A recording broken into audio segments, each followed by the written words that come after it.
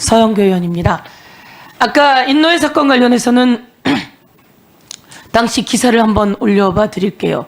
그래서 한 번은 구속영장이 이것은 이적단체나 국가보안법이 아니다 라며 모 판사께서 기각을 했어요.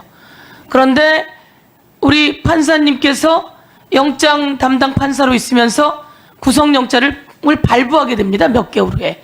검찰이 TK와 경북 출신 판사이니까 그쪽에다가 신청하자라고 해서 발부를 하고 그 사람들은 끝내 이적단체가 되어서 감옥살이를 하고 나중에 재심을 통해서 이들은 노동운동을 했던 사람이다 이렇게 다시 판정이 됩니다. 인정하시죠? 예, 제가 이거 보니까 발부한 예. 사실은 인정합니다. 예. 그래서 이미 그래도 다른 판사가 노동운동을 했던 것인데 전두환, 노태우, 전두환에 의해서 노태우 시절입니다. 요즘 서울의 봄에서도 나오지만 노태우 시절입니다.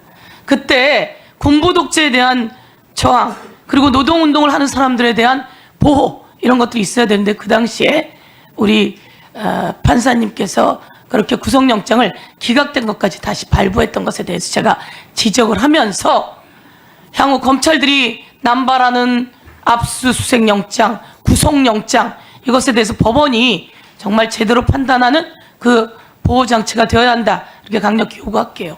예, 알겠습니다. 예. 그 다음에 홍정민 의원이 질의하신 여순 사건 말씀드릴게요. 특별법으로 하면 좋겠습니다. 이렇게 이야기하셨어요. 특별법이 있습니까? 그때 특별법이 있었어요? 그게 아니고 이 구제가 특별법이 됩니까? 여순 관련해서는 특별법이 만들어졌어요. 통과됐어요.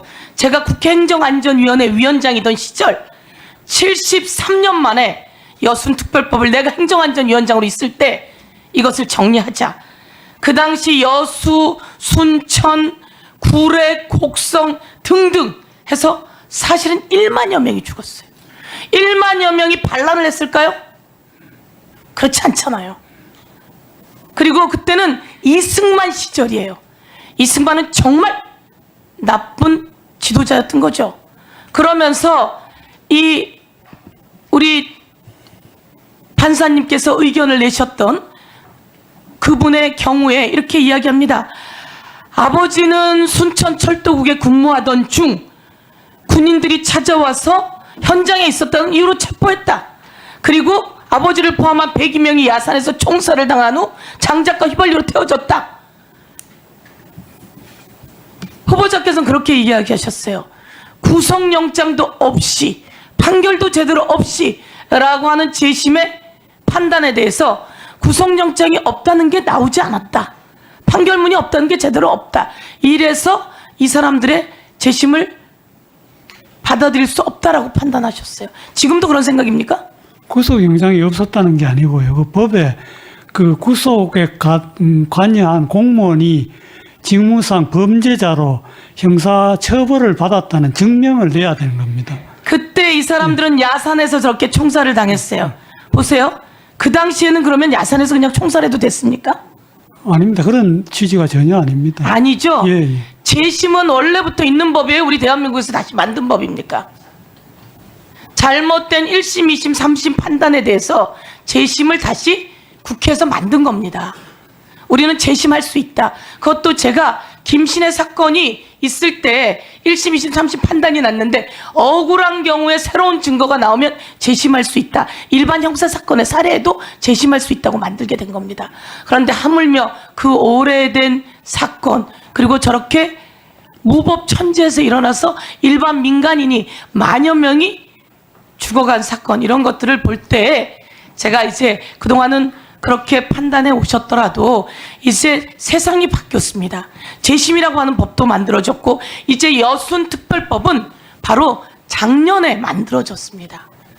세상이 이렇게 바뀌고 있는 상황 속에서 그때는 특별법이 없어요.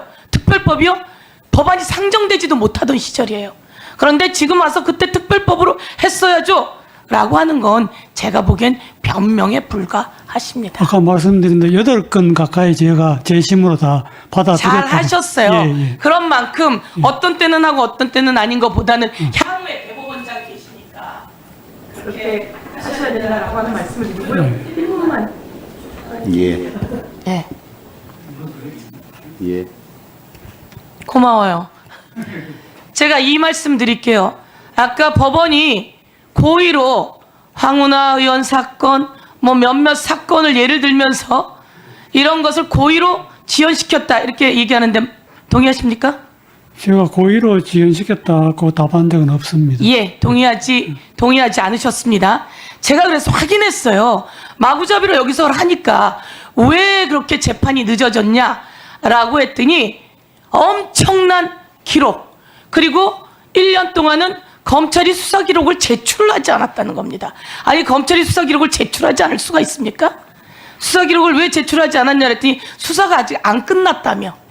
1월 20일 날 기소했는데 수사가 안 끝났다며. 이런 경우도 있습니까? 그리고 제가 그쪽 당사자들이랑 물어보니까 일주일에 한 번씩 재판했답니다. 그런데 마치 이것을 어디 편향적인 김명수 대법원장 체제 이런 거 운운하면서 전타락 이런 거 하는 거 아닌데, 제가 보기에는 우리 후보자께서 그리고 뒤에 있는 판사들께서 다 확인하시고 이것이 일부러 판사들이 지연했는지, 그랬다면 이쪽 사건 저쪽 사건 관계없이 다 보고 왜 김성교 의원 것도 마찬가지로 3년여 걸렸다 이렇게 언론에 나와요.